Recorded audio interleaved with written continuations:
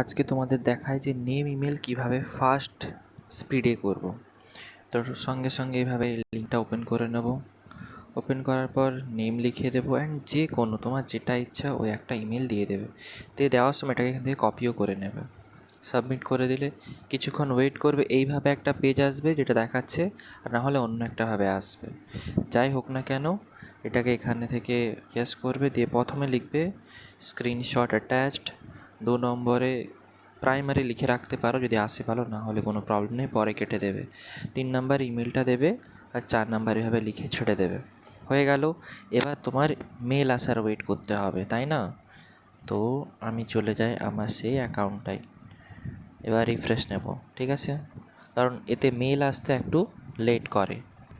Mail এসে গেছে, star mark করবো, দেন এটাকে এভাবে থ্যাঙ্কস লিখে রিপ্লাই করে দেবো। ঠিক আছে, হয়ে গেল। যা এখানে রিপ্লাই সেন্ড হয়ে গেছে, একটা স্ক্রিনশট দিয়ে পেজের ভিতরে যাব। এই যে এইভাবে একটা ব্লু কালারের লিঙ্ক থাকবে, এই লিঙ্কে এভাবে ক্লিক করব, যে কোনো লিঙ্ক থাকতে পারে।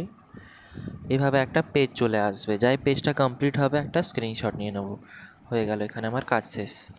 আবার যে যার নিজের স্নিপবোর্ড গ্যাজো যে যা ইউজ করো লিঙ্ক বানানোর জন্য, দিয়ে এই স্ক্রিনশটটাকে লিঙ্ক বানিয়ে নেব, যেটা আমি লিঙ্কের রিডাইরেক্ট পেজের স্ক্রিনশট তুলেছি।